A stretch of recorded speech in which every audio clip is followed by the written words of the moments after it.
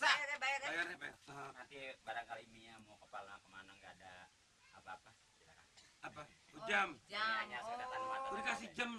Ya Allah, alhamdulillah kita belum pernah punya jam nih yang segede gini lagi. Coba lihat.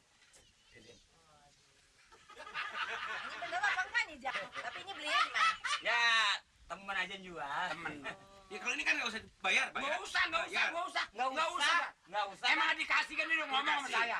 Asif udah ngomong sama saya. Bayar aja Cang, kesian. Nggak mau, Mia nggak mau. Mau, itu duitnya 60 kan. Nggak apa-apa buat Mia. Saya kira kalau Mia yang pekat di tangan saya ini. Tangan juga enggak. Enggak, maksudnya Bukan, ntar lu ambil nih lagi tuker nih. Enggak. Kalau obat bengek kiong. Lu ada yang diomongin sih lu. Kalau gitu